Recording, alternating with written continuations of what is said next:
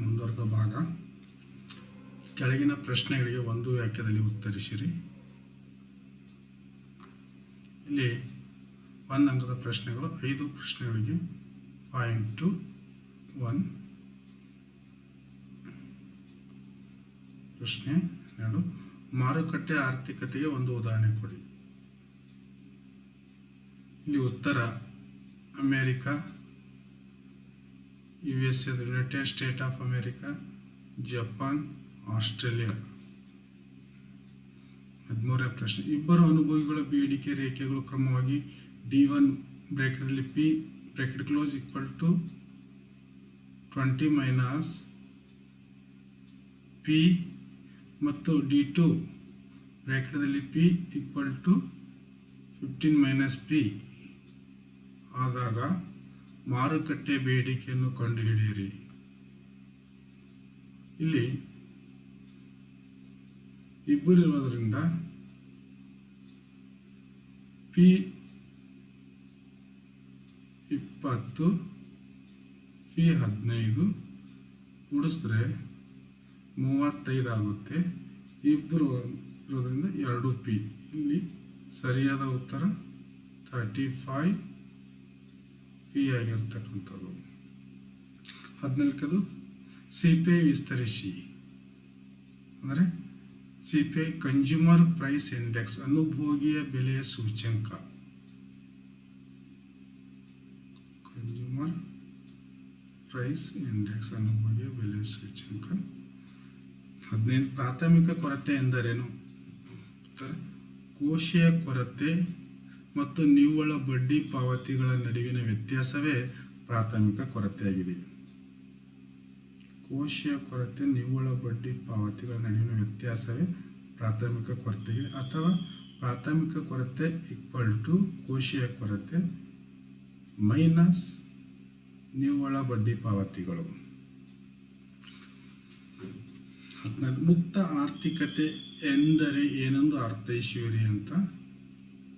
ಇಲ್ಲಿ ಒಂದು ರಾಷ್ಟ್ರ ವಿವಿಧ ಮಾರ್ಗಗಳಿಂದ ಜಗತ್ತಿನ ಇತರೆ ರಾಷ್ಟ್ರಗಳ ಜೊತೆಗೆ ವ್ಯವಹರಿಸುವುದು ಮುಕ್ತ ಆರ್ಥಿಕತೆ ಎನ್ನುತ್ತೇವೆ.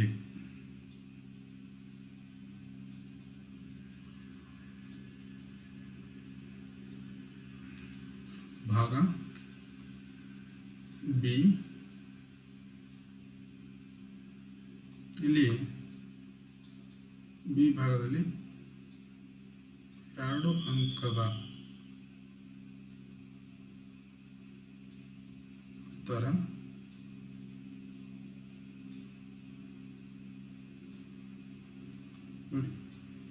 ಪ್ರಾಬ್ಲಮ್ ಸಂಖ್ಯೆ 5ರಲ್ಲಿ ಈ ಕೆಳಗಿನ ಯಾವುದರ 6 ಪ್ರಶ್ನೆಗಳಿಗೆ 4 ವಾಕ್ಯದಲ್ಲಿ ಉತ್ತರಿಸಿ. ಇಲ್ಲಿ 6 ಪ್ರಶ್ನೆ, 2 ಅಂಕದ ಪ್ರಶ್ನೆ, ಒಟ್ಟು 12. ಅನುಭೋಗಿ ಆದರ್ಶ ಆಯ್ಕೆಯನ್ನು ನಿರ್ಧರಿಸುವ ಅಂಶಗಳು ಪಟ್ಟಿ ಮಾಡಿ ಅಂತ. ಇಲ್ಲಿ 1ನೇದು ಅನುಭೋಗಿಯ ಆದ್ಯತೆ ಆದಾಯ, ಅನುಭೋಗಿಯ ಆದ್ಯತೆ ಆದಾಯ. 3ನೇದು ಸೀಮಂತ ಬದಲಿಕೆ ದರ, ಮಾರ್ಜಿನಲ್ ರೇಟ್ ಆಫ್ ಸಬ್ಸ್ಟಿಟ್ಯೂಟ್ ಅಂತ ಕರೀತಾರೆ ಇದಕ್ಕೆ, ಸೀಮಂತ ಬದಲಿಕೆ ದರ.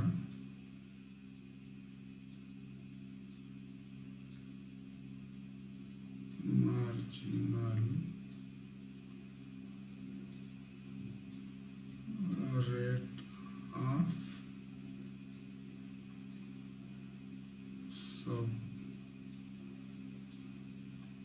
Substitute.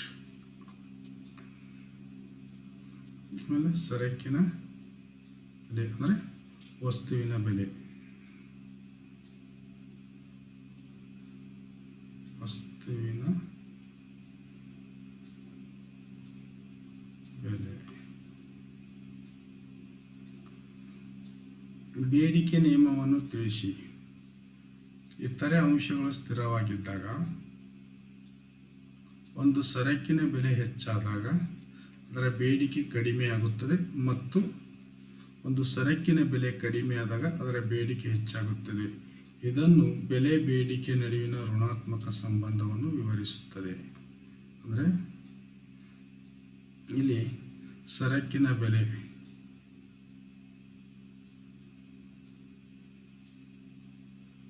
Goods price increase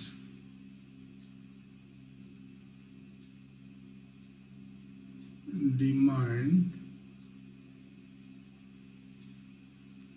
decrease. ಅದೇ ರೀತಿ ಗೂಡ್ಸ್ ಬೆಲೆ ಕಡಿಮೆ ಆದಾಗ, ಅಂದರೆ ಸರಕಿನ ಬೆಲೆ ಕಡಿಮೆ ಆದ್ರೆ ಅದರ ಬೇಡಿಕೆ ಅಂದರೆ ಡಿಮ್ಯಾಂಡ್ ಹೆಚ್ಚುತ್ತದೆ.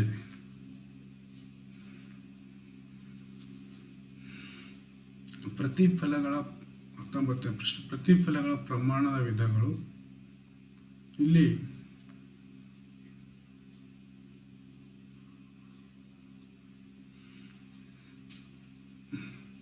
ಏರಿಕೆ ಪ್ರತಿಫಲ ಪ್ರಮಾಣ, ಇನ್ಕ್ರೀಸ್ ರಿಟರ್ನ್ ಸ್ಕೇಲ್ ಕರಿತೀವಿ ಇದಕ್ಕೆ.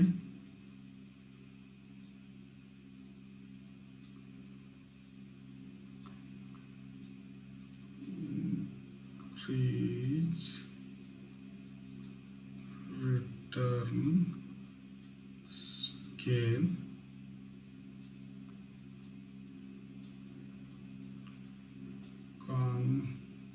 Constant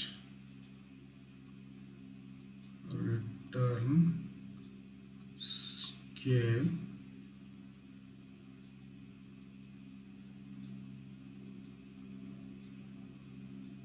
decrease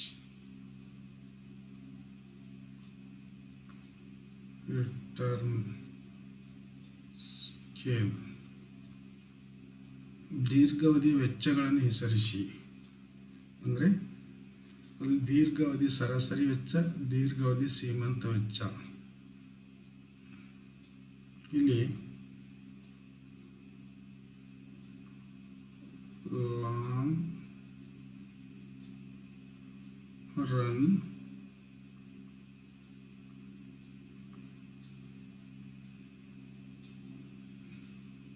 marginal costs,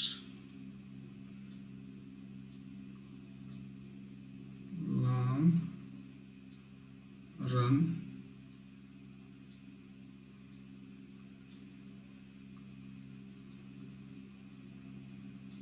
average cost. ಈ ಥರ ಆಗಿದೆ ಮಿಸ್ಟೇಕ್.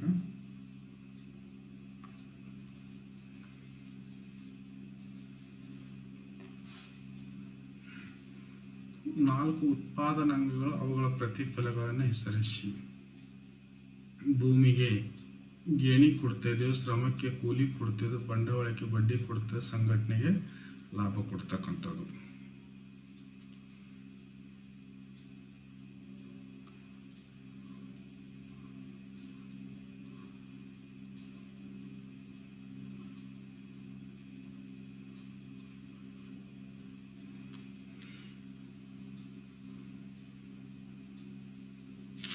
ನೆಕ್ಸ್ಟ್ ಪ್ರಶ್ನೆ 22. ಇಲ್ಲಿ ನಾಮ ಮಾತ್ರ ನೈಜ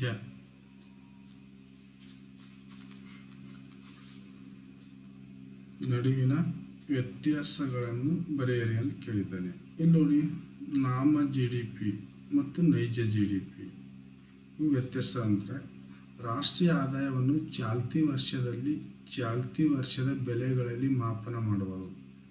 ಚಾಲ್ತಿ ಅಂತಂದರೆ ರನ್ನಿಂಗ್ ಇಯರ್ ಪ್ರೈಸ್ ಮೆಜರಿಂಗ್. ಅದೇ ರೀತಿಯಾಗಿ ಎರಡನೇದಲ್ಲಿ ಇದು ಉತ್ಪಾದನಾ ಪ್ರಮಾಣದಲ್ಲದ ವಾಸ್ತವಿಕ ಬದಲಾವಣೆಗಳನ್ನು ಸೂಚಿಸುತ್ತದೆ.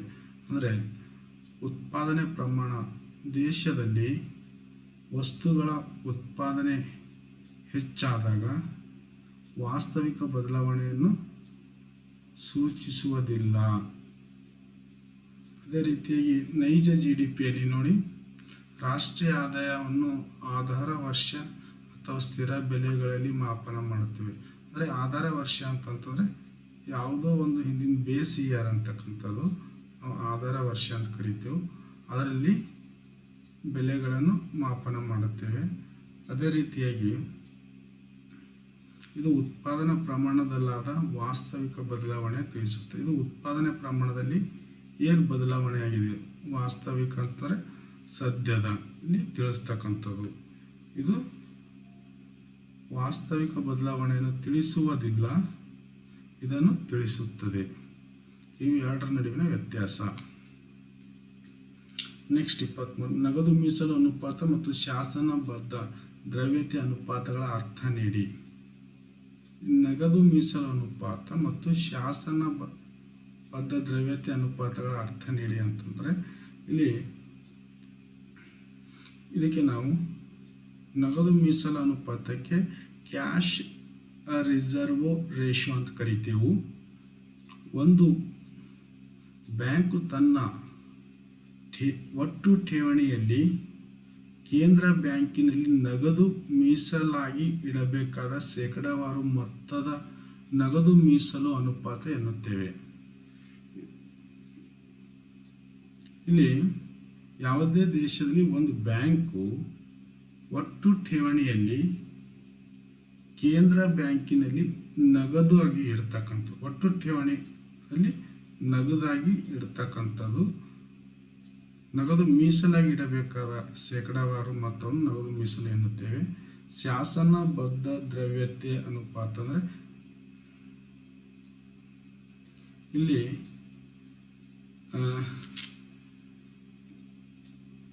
SLR ಸ್ಪೆಕ್ಯುಲೆನ್ಸಿ ಲಿಕ್ವಿಡಿಟಿ ರೇಷಿಯೋ ಅಂತ ಕರೀತಕ್ಕಂಥದ್ದು.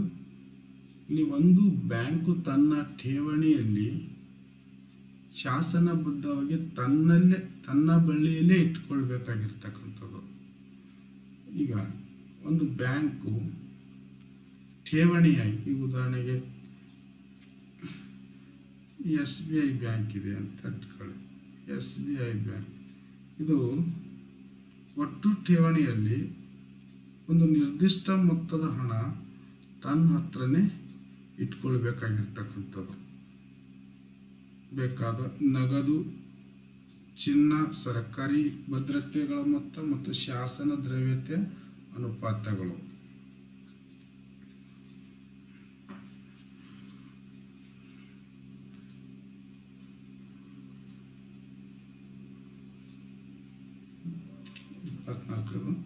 ಹಣದ ಬೇಡಿಕೆಯ ಎರಡು ಉದ್ದೇಶಗಳನ್ನು ಹೆಸರಿಸಿ. ಹಣದ ಬೇಡಿಕೆಯ ಎರಡು ಉದ್ದೇಶಗಳು: ಒಂದು ವ್ಯವಹಾರದ ಉದ್ದೇಶ, ಎರಡನೇದು ಸಟ್ಟ ವ್ಯಾಪಾರದ ಉದ್ದೇಶ.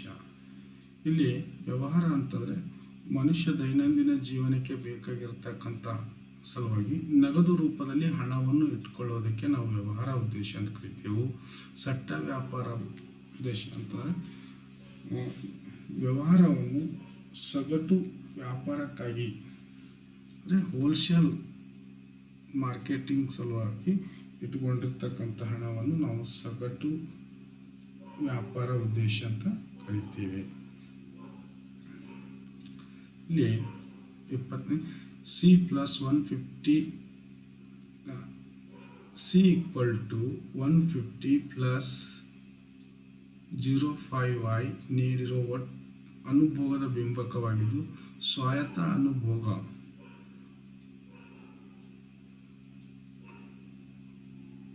ಮಾರ್ಜಿನಲ್ ಪ್ರೊಪೆನ್ಸಿಟಿ ಕನ್ಸಂಪ್ಷನ್ ಮೌಲ್ಯವನ್ನು ಗುರುತಿಸಿ ಅಂತಂದರೆ ಸ್ವಾಯತ್ತ ಅನುಭೋಗ 150 ಮತ್ತು MPC ಮಾರ್ಜಿನಲ್ ಪ್ರೊಪೆನ್ಸಿಟಿ ಕನ್ಸಂಪ್ಷನ್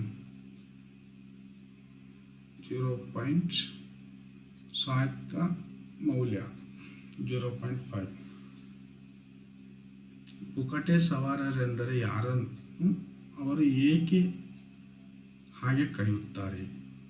ಇಲ್ಲಿ ನೋಡಿ, ಹಣ ಪಾವತಿಸದೆ ಸಾರ್ವಜನಿಕ ಸರಕುಗಳನ್ನು ಬಳಸುವವರು ಪುಕಟೆ ಸವಾರರು ಎನ್ನುತ್ತೇವೆ.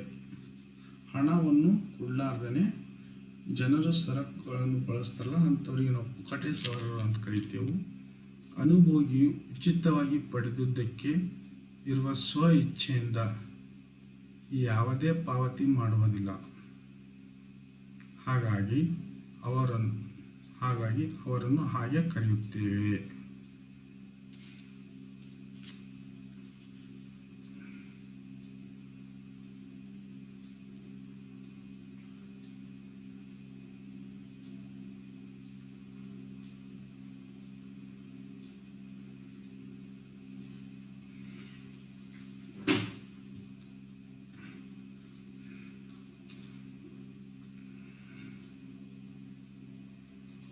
ರೋಮನ್ ಅಂಕಿ 5ರಲ್ಲಿ ಈ ಕೆಳಗಿನ ಯಾವುದಾದ್ರು 5 ಪ್ರಶ್ನೆಗಳಿಗೆ ಪ್ರತಿಯೊಂದು 12 ವಾಕ್ಯದಲ್ಲಿ ಉತ್ತರಿಸಿರಿ. ಇಲ್ಲಿ 5 ಪ್ರಶ್ನೆಗಳಿರ್ತವೆ. ಇಲ್ಲಿ 4 ಅಂಕ, ಟೋಟಲ್ ಆಗಿ 20. ಒಂದು ಸರಳ ಆರ್ಥಿಕತೆಯಲ್ಲಿ ಕೃಷಿ, ಕುಟುಂಬ, ನೇಕಾರ, ಶಿಕ್ಷಕ ಸಂಪನ್ಮೂಲಗಳನ್ನು ಬಳಸಿ ಹೇಗೆ ತಮ್ಮ ಅಗತ್ಯತೆಗಳನ್ನು ಪೂರೈಸಿಕೊಳ್ಳುತ್ತಾನೆ ಎಂಬುದನ್ನು ಸಂಕ್ಷಿಪ್ತವಾಗಿ ವಿವರಿಸ್ತಕ್ಕಂಥದ್ದು. ಇಲ್ಲಿ ನೋಡಿ, ಒಂದು ಆರ್ಥಿಕತೆಯಲ್ಲಿ ಸಂಪೂರ್ಣ ಸಂಪನ್ಮೂಲಗಳು ಮಿತಿಯಾಗಿವೆ. ಆದರೆ ಜನರ ಬಯಕೆಗಳು ಅಪರಿಮಿತವಾಗಿವೆ. ಹಾಗಾಗಿ ಕೊರತೆ ಸಂಪನ್ಮೂಲ ಉಂಟಾಗಿದೆ. ಆರ್ಥಿಕತೆಯಲ್ಲಿ ನಿರ್ಧಾರ ತೆಗೆದುಕೊಳ್ಳುವ ಘಟಕಗಳು ಮಿತವಾದ ಸಂಪನ್ಮೂಲ ಬಳಸಿ ಕೆಲವು ಸರಕು ಮತ್ತು ಸೇವೆಗಳನ್ನು ಉತ್ಪಾದಿಸುತ್ತವೆ ಮತ್ತು ಇತರರಿಗೂ ಅಗತ್ಯವಾದ ಸರಕು ಸೇವೆಗಳನ್ನು ಉತ್ಪಾದಿಸಲು ಉತ್ಪಾದಿಸಲ್ಪಟ್ಟ ಕೆಲವು ಸರಕುಗಳನ್ನು ಬಳಸಿಕೊಳ್ಳುತ್ತವೆ. ಇಲ್ಲಿ ನೋಡಿ, ಉದಾಹರಣೆಗೆ ಒಬ್ಬ ಕೃಷಿಕನು ತನ್ನಲ್ಲಿರುವ ಸಂಪನ್ಮೂಲಗಳಿಂದ ಧಾನ್ಯಗಳನ್ನು ಉತ್ಪಾದಿಸಿ ಒಂದು ಭಾಗವನ್ನು ಅನುಭೋಗಕ್ಕೆ, ಸ್ವಲ್ಪ ಉಳಿದ ಭಾಗವನ್ನು ನೇಕಾರರಿಗೆ, ಶಿಕ್ಷಕರಿಗೆ ನೀಡುವ ಮೂಲಕ ಬಟ್ಟೆ ಮತ್ತು ಶಿಕ್ಷಣದ ಸೇವೆಗಳನ್ನು ಕ್ರಮವಾಗಿ ಪಡೆದುಕೊಳ್ಳಲು ಬಳಸಬಹುದು. ಒಬ್ಬ ನೇಕಾರ ತನ್ನಲ್ಲಿರುವ ಹತ್ತಿ, ನೂಲು ಇತ್ಯಾದಿಗಳಿಂದ ತಯಾರಿಸಿದ ಬಟ್ಟೆಯನ್ನು ವಿನಿಮಯ ಮಾಡಿಕೊಂಡು ತನಗೆ ಬೇಕಾದ ಸರಕು ಸೇವೆಗಳನ್ನು ಪಡೆಯಬಹುದು. ಶಿಕ್ಷಕರು ತಮ್ಮ ಕೌಶಲ್ಯದಿಂದ ವಿದ್ಯಾರ್ಥಿಗಳಿಗೆ ಬೋಧಿಸಿ ಸೇವೆ ನೀಡುವ ಮೂಲಕ ಹಣ ಸಂಪಾದಿಸಿ ತಮಗೆ ಬೇಕಾದ ಸರಕು ಸೇವೆಗಳನ್ನು ಪಡೆಯಬಹುದು. ಈ ರೀತಿಯಾಗಿ ಒಂದು ಸರಳ ಆರ್ಥಿಕತೆಯಲ್ಲಿ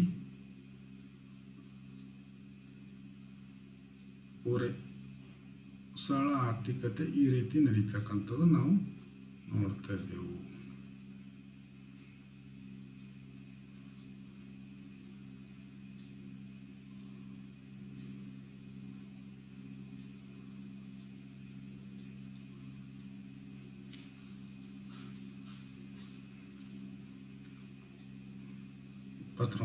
ಸಾಮಾನ್ಯ ಸರಕು ಮತ್ತು ಕೆಳದರ್ಜೆ ಸರಕುಗಳ ನಡುವಿನ ವ್ಯತ್ಯಾಸವನ್ನು ಉದಾಹರಣೆಯೊಂದಿಗೆ ಪಟ್ಟಿ ಮಾಡಿ.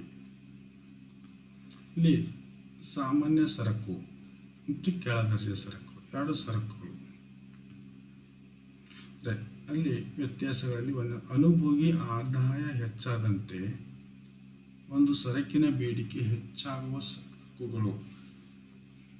ಇಲ್ಲಿ ಅನುಭೋಗಿ ಆದಾಯ ಹೆಚ್ಚಾಯ್ತಂತಂದರೆ ಅವನು ಏನು ಮಾಡ್ತಾನೆ, ಸರಕಿನ ಬೇಡಿಕೆಯನ್ನು ಕೂಡ ಏನು ಮಾಡ್ತಾನೆ, ಹೆಚ್ಚಿಗೆ ಮಾಡ್ತಕ್ಕಂಥದ್ದು. ನೆಕ್ಸ್ಟ್ ಉದಾಹರಣೆಗೆ ನೋಡಿ, ಆಹಾರ, ಬಟ್ಟೆ ಇತ್ಯಾದಿಗಳು ಹೆಚ್ಚಿಗೆ ಮಾಡ್ತಾನೆ. ಯಾಕಂದರೆ ಅವನ ಆದಾಯ ಹೆಚ್ಚಿಗಾಗಿ ಸಲುವಾಗಿ. ಅದೇ ರೀತಿಯಾಗಿ ಕೆಳದರ್ಜೆ ಸರಕುಗಳು ಅನುಭೋಗಿಯ ಆದಾಯ ಹೆಚ್ಚಾದಂತೆ ಒಂದು ಸರಕಿನ ಬೇಡಿಕೆ ಕಡಿಮೆ ಆಗುವ ಸರಕುಗಳು. ಇಲ್ಲಿ ನೋಡಿ, ಅನುಭೋಗಿ ಆದಾಯ ಹೆಚ್ಚಿಗಾದರೂ ಕೂಡ ಸರಕಿನ ಬೇಡಿಕೆ ಕಡಿಮೆ ಆಗುವ ಸರಕುಗಳು. ಒಂದು ಆದಾಯ ಹೆಚ್ಚಿಗೆ ಆದರೆ ಬೇಡಿಕೆ ಏನಾಗ್ತದೆ, ಕಡಿಮೆ ಆಗ್ತದೆ. ಉದಾಹರಣೆಗೆ ನೋಡಿ, ನವಣೆ, ಸಜ್ಜೆ, ಬಾರ್ಲಿ, ಆರ್ಕ, ರಾಗಿ ಇತ್ಯಾದಿಗಳು. ಇಲ್ಲಿ ಆದಾಯ ಹೆಚ್ಚಿಗಾದರೂ ಈ ವಸ್ತುಗಳ ಬೇಡಿಕೆ ಏನಾಗ್ತದೆ ಅಂದರೆ ಕಡಿಮೆ ಆಗ್ತಕ್ಕಂಥದ್ದು ನಾವು ನೋಡ್ತಾ ಇದ್ದೆವು. ನೆಕ್ಸ್ಟು, ಸರಕುಗಳ ಬೇಡಿಕೆ ಮತ್ತು ಅನುಭೋಗಿಯ ಆದಾಯ ನಡುವಿನ ಧನಾತ್ಮಕ ಸಂಬಂಧವಿದೆ. ಸರಕುಗಳ ಬೇಡಿಕೆ ಮತ್ತು ಅನುಭೋಗಿಯ ಆದಾಯ ನಡುವಿನ ಯಾವ ಸಂಬಂಧ ಇದೆ ಅಂತಾರೆ, ಧನಾತ್ಮಕವಾದಂಥ ಸಂಬಂಧವಿದೆ. ಇಲ್ಲಿ ಕೆಳದರ್ಜೆಯಲ್ಲಿ ಸರಕುಗಳ ಬೇಡಿಕೆ ಮತ್ತು ಅನುಭೋಗಿಯ ಆದಾಯ ನಡುವಿನ ಯಾವ ಸಂಬಂಧ ಇದೆ ಅಂತಾರೆ, ಇಲ್ಲಿ ಋಣಾತ್ಮಕ ಸಂಬಂಧ ಇರ್ತಕ್ಕಂಥದ್ದು. ಈ ಮೈನಸ್ ಚಿಹ್ನೆ ಇಲ್ಲಿರ್ತಕ್ಕಂಥದ್ದು, ಇಲ್ಲಿ ಪ್ಲಸ್ ಚಿಹ್ನೆ ಇರ್ತಕ್ಕಂಥದ್ದು. ಇಲ್ಲಿ ಬೇಡಿಕೆ ರೇಖೆಯ ಆದಾಯ ಹೆಚ್ಚಾದರೆ ಬಲಭಾಗಕ್ಕೆ, ಆದಾಯ ಕಡಿಮೆ ಆದರೆ ಎಡಭಾಗಕ್ಕೆ ಪಲ್ಲಟಗೊಳ್ಳುತ್ತದೆ. ಇಲ್ಲಿ ಈ ಥರ ಬೇಡಿಕೆ ರೇಖೆ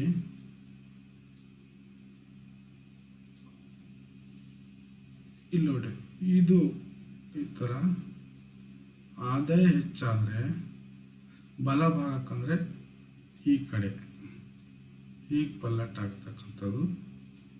ಆದಾಯ ಕಡಿಮೆ ಆದರೆ ಅಂತ ಎಡಭಾಗಕ್ಕೆ ಅಂದರೆ ಈ ಕಡೆ. ಅದೇ ರೀತಿ ಇಲ್ಲಿ ಬೇಡಿಕೆ ರೇಖೆಯ ಆದಾಯ ಹೆಚ್ಚಾದಾಗ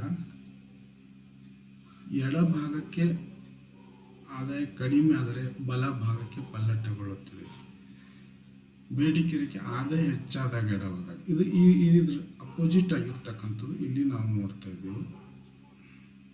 ಬೇಡಿಕೆ ರೇಖೆ ಇದು ಆದಾಯ ಹೆಚ್ಚಾದಾಗ ಎಡಭಾಗಕ್ಕೆ ಪಲ್ಲಟ, ಈ ಕಡೆ ಪಲ್ಲಟಗೊಳ್ತಕ್ಕಂಥದ್ದು. ಆದಾಯ ಕಡಿಮೆ ಆದಾಗ ಬಲಭಾಗಕ್ಕೆ ಪಲ್ಲಟಗೊಳ್ತಕ್ಕಂಥದ್ದು.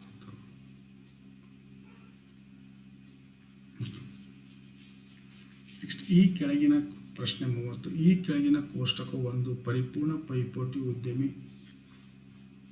ಒಟ್ಟು ಆದಾಯ, ಒಟ್ಟು ವೆಚ್ಚಗಳ ಪಟ್ಟಿ ತೋರಿಸ್ತಕ್ಕಂಥದ್ದು. ಪ್ರತಿ ಉತ್ಪನ್ನ ಹಂತದ ಲಾಭವನ್ನು ಲೆಕ್ಕಾಚಾರ ಮಾಡಿ ಮತ್ತು ಸರಕಿನ ಮಾರುಕಟ್ಟೆ ಬೆಲೆಯನ್ನು ನಿರ್ಧರಿಸಿ ಅಂತ ಇದು ಪ್ರಶ್ನೆ ಇದೆ. ಇಲ್ಲಿ ನೋಡಿ, ಮಾರಾಟದ ಪ್ರಮಾಣ,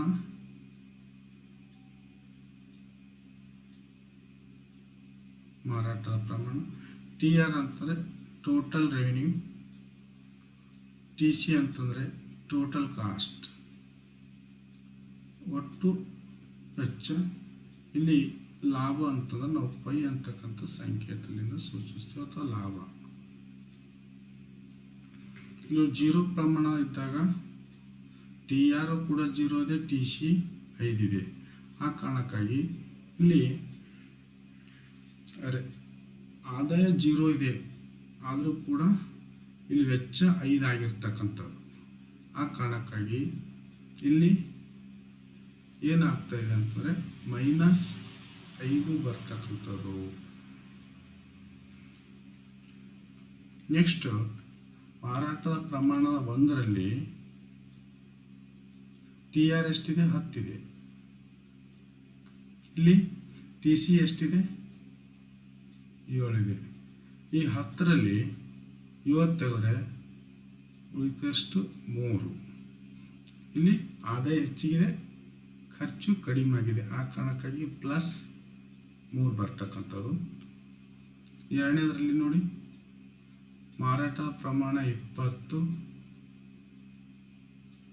ಇಲ್ಲಿ TR 20 ಇದೆ, TC 10 ಇದೆ. ಆ ಕಾರಣಕ್ಕಾಗಿ ಇಲ್ಲಿ 10 ಲಾಭವಾಗಿರ್ತಕ್ಕಂಥದ್ದು. ಅದೇ ರೀತಿ 3ನೇ 30 ಇದೆ, TC ಏನಿದೆ, 12 ಇದೆ. ಇಲ್ಲಿ ಲಾಭ 18 ಆಗ್ತಕ್ಕಂಥದ್ದು. 4ನೇ ಮಾರಾಟ ಪ್ರಮಾಣದಲ್ಲಿ 40 ಏನಿದೆ ಟಿ ಆರ್ ಇದೆ.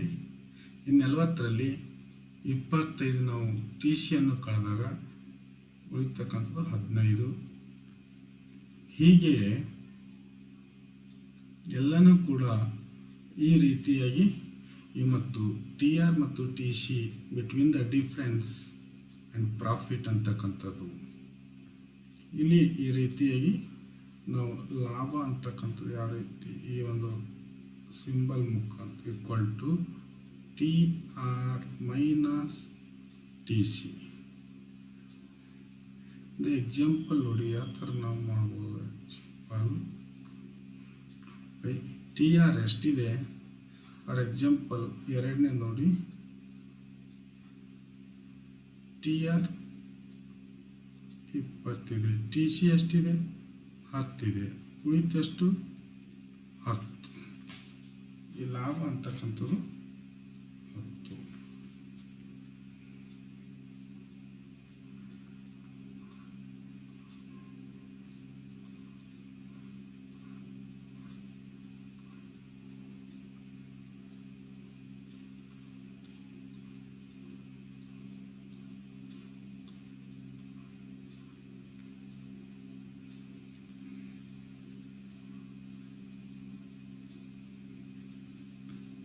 ಪ್ರಶ್ನೆ 31ನೇ ಪ್ರಶ್ನೆ. ಬೇಡಿಕೆ ಮತ್ತು ಪೂರೈಕೆ ಏಕಕಾಲಟ ಪಲ್ಲಟಗಳಿಂದ ಸಮತೋಲನ ಮೇಲೆ ಪರಿಣಾಮವನ್ನು ತೋರಿಸುವ ಕೋಷ್ಟಕ ಬರೆಯಿರಿ. ಬೇಡಿಕೆ ಮತ್ತು ಪೂರೈಕೆ ಯಾವ ರೀತಿ ಸಮತೋಲನ ತೋರಿಸ್ತದೆ ಅಂತಕ್ಕಂಥದ್ದು ನಾವು ಈ ಒಂದು ಮುಖಾಂತರ ಉತ್ತರ ಮುಖಾಂತರ ಅರ್ಥ ಮಾಡ್ಬೋದು. ಬೇಡಿಕೆಯಲ್ಲಿ ಪಲ್ಲಟ, ಪೂರೈಕೆಯಲ್ಲಿ ಪಲ್ಲಟ, ಅದರ ಪ್ರಮಾಣ ಮತ್ತು ಬೆಲೆಗಳು. ಇಲ್ಲಿ ನೋಡಿ, ಬಲಗಡೆ ಇದು ಕೂಡ ಪೂರೈಕೆನೂ ಕೂಡ ಬಲಗಡೆ. ಪ್ರಮಾಣ ಏನಾಗ್ತದೆ ಎರಡರಲ್ಲಿ ಕೂಡ, ಎರಡು ಬಲಗಡೆ ಆಗೋದ್ರಿಂದ ಏನಾಗ್ತದೆ ಅಂತಾರೆ ಹೆಚ್ಚಳ ಆಗ್ತಕ್ಕಂಥದ್ದು. ಹೆಚ್ಚಳ ಇಲ್ಲಿ ಬೆಲೆ ಕೂಡ ಏನಾಗ್ತದೆ ಹೆಚ್ಚ ಆಗ್ಬೋದು, ಕಡಿಮೆ ಆಗ್ಬೋದು, ಬದಲಾಗದೆ ಉಳಿಯಬಹುದು, ಅಂದರೆ ಸ್ಥಿರವಾಗಿರಬಹುದು.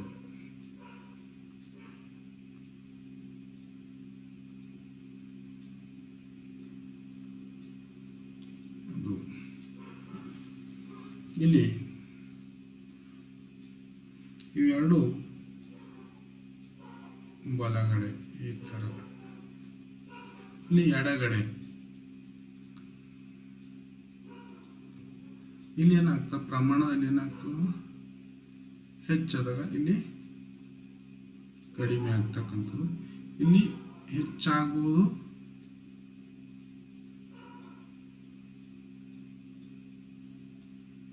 ಕಡಿಮೆ ಆಗ್ಬೋದು, ಬದಲಾಗದೆ ಉಳಿಬೋದು. ಇಲ್ಲಿ ಸ್ಥಿರ.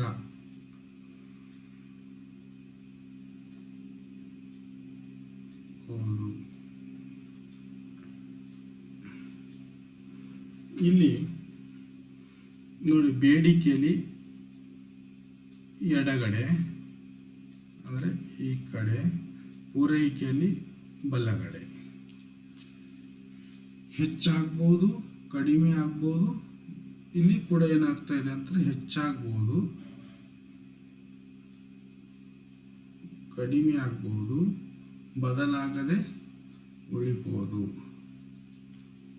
ಇಲ್ಲಿ ಏನಾಗ್ತದೆ, ಬೆಲೆಗಳಲ್ಲಿ ಏನಾಗ್ತಂದ್ರೆ ಕಡಿಮೆ ಆಗ್ತಕ್ಕಂಥದ್ದು. ಇಲ್ಲಿ ಬಲಗಡೆ ಎಡಗಡೆ ಹೆಚ್ಚಾಗ್ಬೋದು,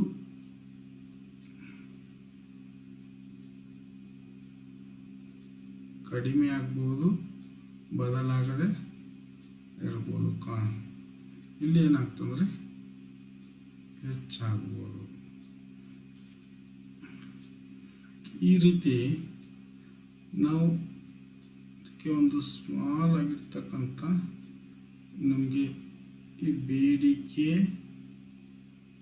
ಪೂರೈಕೆ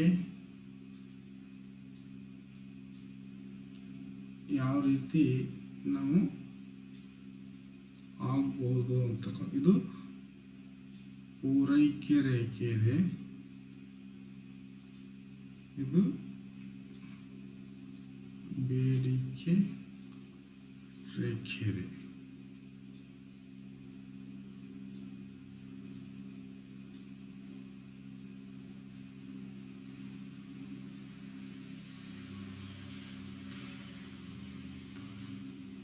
ಬಲಗಡೆ ಅಂತಂದ್ರೆ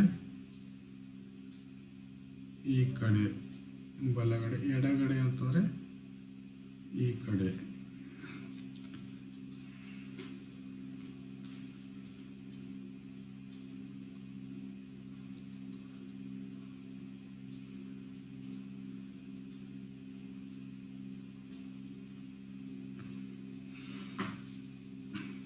ಪ್ರಶ್ನೆ 32ನೇದು, ಅಭಿವೃದ್ಧಿ ಹೊಂದಿದ ಮತ್ತು ಅಭಿವೃದ್ಧಿಶೀಲ ದೇಶಗಳೆರಡರಲ್ಲಿ ಸರ್ಕಾರ,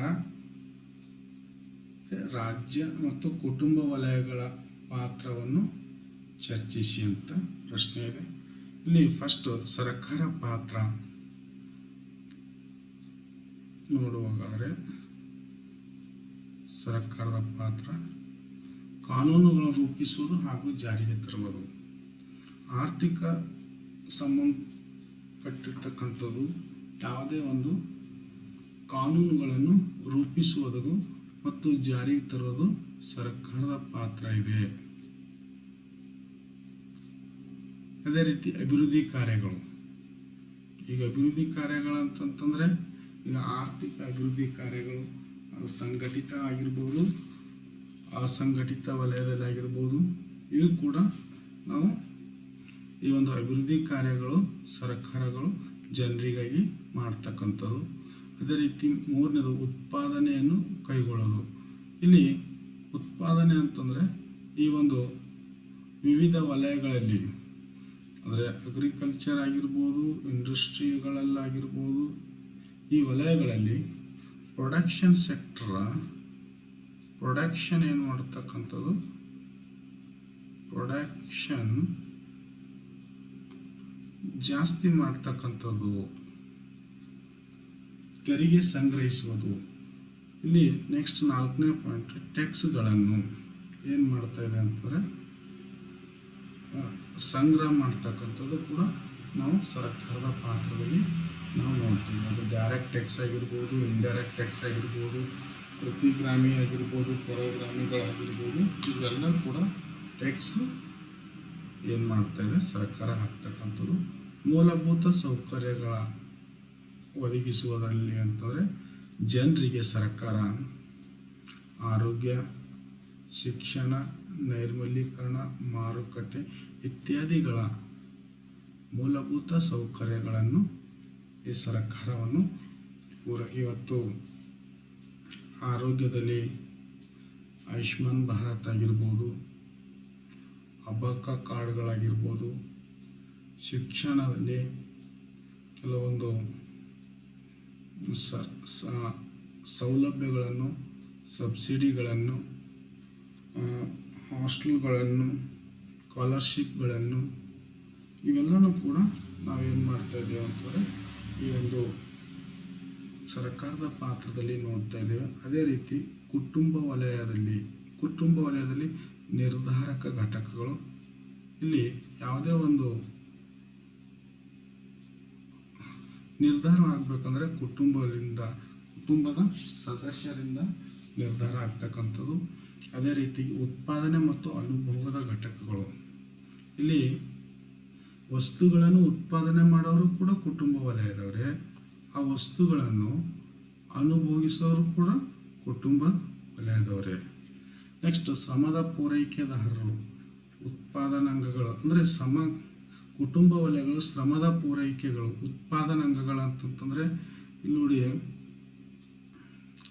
ಸಹಜವಾಗಿ land, labour, capital and organisation, ಉತ್ಪಾದನಾಂಗಗಳಿಗೆ ಈ ಲ್ಯಾಂಡಿಗೆ ನಾವು ಏನು ಕೊಡ್ತಾ ಇದ್ದೇವೆ ಅಂತಂದರೆ ರೆಂಟ್ ಕೊಡ್ತಾ ಇದ್ದೇವೆ, ಲೇಬರಿಗೆ ಏನು ಕೊಡ್ತಾ ಇದ್ದೇವೆ ಅಂತಂದರೆ ನಾವು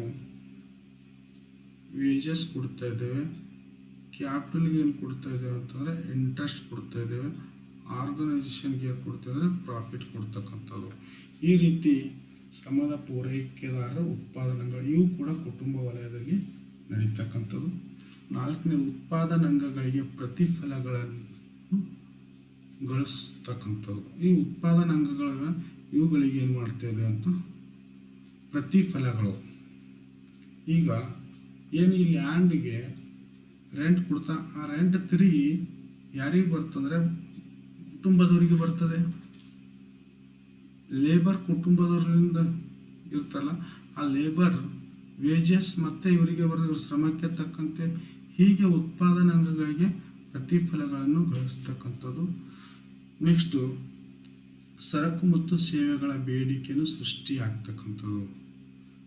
ಈ ಸರಕು ಮತ್ತು ಸೇವೆಗಳ ಯಾವ ಬೇಡಿಕೆ ಸೃಷ್ಟಿಯಾಗ್ತದೆ ಅಂತಂದರೆ ಕುಟುಂಬ ವಲಯದಲ್ಲಿ ಅವರ ದುಡಿಮೆಗೆ ತಕ್ಕಂತೆ ಕೂಲಿ ಹಣ ಸಂಪಾದನೆ ಬಂದಾಗ ಸಹಜವಾಗಿ ಸರಕು ಮತ್ತು ಸೇವೆಗಳ ಬೇಡಿಕೆಗಳನ್ನೇನಾಗ್ತಾ ಇದೆ ಅಂತಂದರೆ ಜಾಸ್ತಿ ಆಗ್ತಕ್ಕಂಥದ್ದು ನಾವು ನೋಡ್ತಾ ಇದ್ದೇವೆ.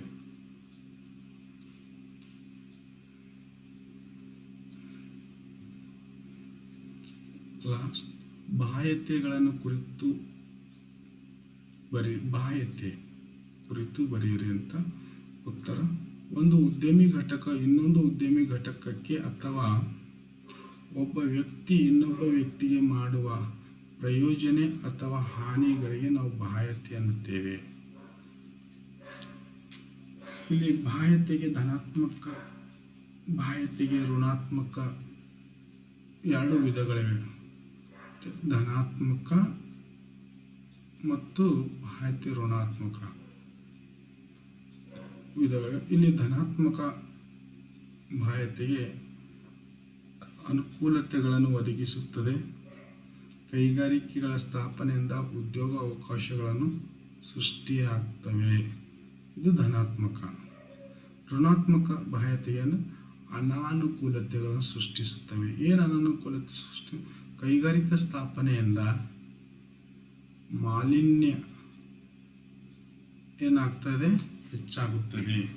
ಅಂದರೆ ಈ ಕೈಗಾರಿಕೆ ಧನಾತ್ಮಕವಾಗಿಯೂ ಕೂಡ ಇಲ್ಲಿ ಲಾಭ ಆಗ್ತಕ್ಕಂಥದ್ದು. ಕೈಗಾರಿಕೆ ಸ್ಥಾಪನೆ ಉದ್ಯೋಗಗಳು ಸೃಷ್ಟಿಯಾಗ್ತವೆ. ಉದ್ಯೋಗಗಳು ಸೃಷ್ಟಿಯಾದಾಗ ಆದಾಯ ಬರುತ್ತದೆ. ಆದಾಯ ಬಂದಾಗ ಜನರ ಜೀವನ ಮಟ್ಟವನ್ನು ಸುಧಾರಿಸುತ್ತದೆ. ಇದು ಧನಾತ್ಮಕ ಎಕ್ಸಾಂಪಲ್. ಆದರೆ ಋಣಾತ್ಮಕ ಈ ಕೈಗಾರಿಕೆ ಸ್ಥಾಪನೆಯಿಂದ ಮಾಲಿನ್ಯ ನಿಯಂತ್ರಣ, ಮತ್ತು ಶಬ್ದ ಮಾಲಿನ್ಯ ಆಗಿರ್ಬೋದು, ಗಾಳಿ ಮಾಲಿನ್ಯ ಆಗಿರ್ಬೋದು, ಮತ್ತು ವಾಯು ಮಾಲಿನ್ಯ, ಹೀಗೆ ಹಲವಾರು ಮಾಲಿನ್ಯ